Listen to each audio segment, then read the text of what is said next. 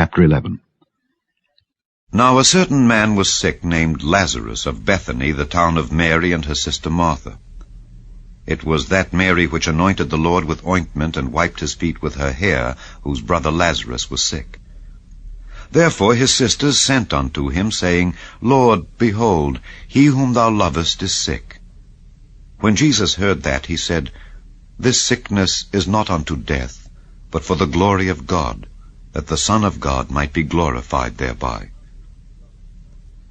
Now Jesus loved Martha and her sister and Lazarus. When he had heard therefore that he was sick, he abode 2 days still in the same place where he was. Then after that saith he to his disciples, Let us go into Judea again. His disciples say unto him, Master, the Jews of late sought to stone thee, and goest thou thither again? Jesus answered, Are there not 12 hours in the day? If any man walk in the day, he stumbleth not, because he seeth the light of this world. But if a man walk in the night, he stumbleth, because there is no light in him. These things said he, and after that he saith unto them, Our friend Lazarus sleepeth, but I go that I may awake him out of sleep. Then said his disciples, Lord, if he sleep, he shall do well. Howbeit Jesus spake of his death, but they thought that he had spoken of taking of rest in sleep. Then said Jesus unto them plainly, Lazarus is dead, and I am glad for your sakes, that I was not there, to the intent ye may believe. Nevertheless, let us go unto him. Then said Thomas, which is called Didymus, unto his fellow disciples, Let us also go, that we may die with him. Then when Jesus came, he found that he had lain in the grave 4 days already. Now Bethany was nigh unto Jerusalem, about 15 furlongs off. And many of the Jews came to Martha and Mary to comfort them concerning their brother. Then Martha, as soon as she heard that Jesus was coming, went and met him, but Mary sat still in the house. Then said Martha unto Jesus, Lord, if thou hadst been here, my brother had not died. But I know that even now, whatsoever thou wilt ask of God, God will give it thee. Jesus saith unto her, Thy brother shall rise again. Martha saith unto him, I know that he shall rise again in the resurrection at the last day. Jesus said unto her, I am the resurrection and the life. He that believeth in me, though he were dead, yet shall he live. And whosoever liveth and believeth in me shall never die. Believest thou this?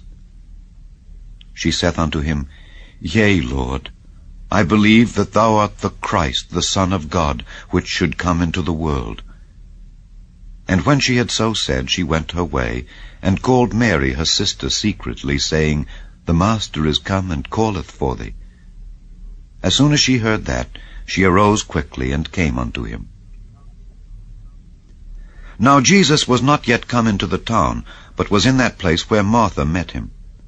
The Jews then which were with her in the house, and comforted her, when they saw Mary, that she rose up hastily and went out, followed her, saying, She goeth unto the grave to weep there. Then when Mary was come where Jesus was, and saw him, she fell down at his feet, saying unto him, Lord, if thou hadst been here, my brother had not died. When Jesus therefore saw her weeping, and the Jews also weeping which came with her, he groaned in the spirit, and was troubled, and said, Where have ye laid him? They said unto him, Lord, come and see. Jesus wept. Then said the Jews, Behold, how he loved him.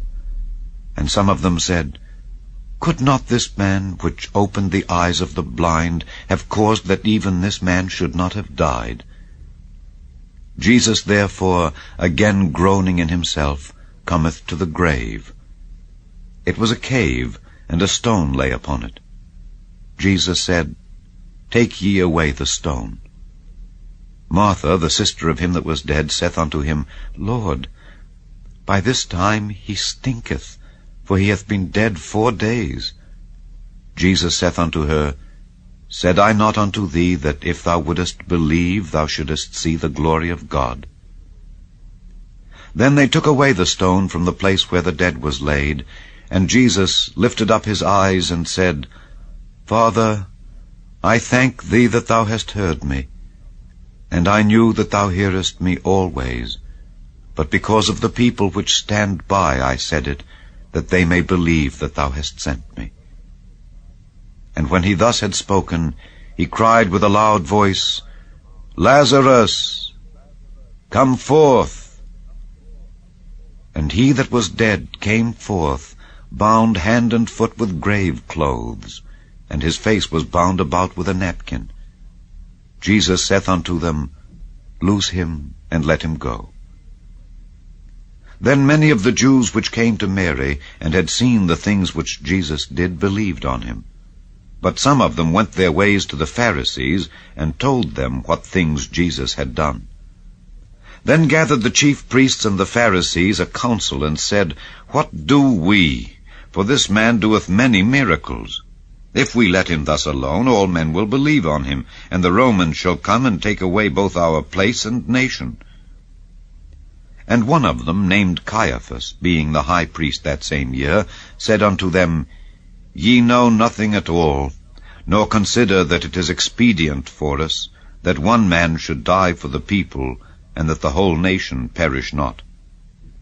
And this spake he not of himself, but being high priest that year, he prophesied that Jesus should die for that nation, and not for that nation only, but that also he should gather together in one the children of God that were scattered abroad. Then from that day forth they took counsel together for to put him to death. Jesus therefore walked no more openly among the Jews, but went thence unto a country near to the wilderness, into a city called Ephraim, and there continued with his disciples. And the Jews' Passover was nigh at hand, and many went out of the country up to Jerusalem before the Passover to purify themselves. Then sought they for Jesus, and spake among themselves as they stood in the temple, What think ye, that he will not come to the feast? Now both the chief priests and the Pharisees had given a commandment, that if any man knew where he were, he should show it, that they might take him.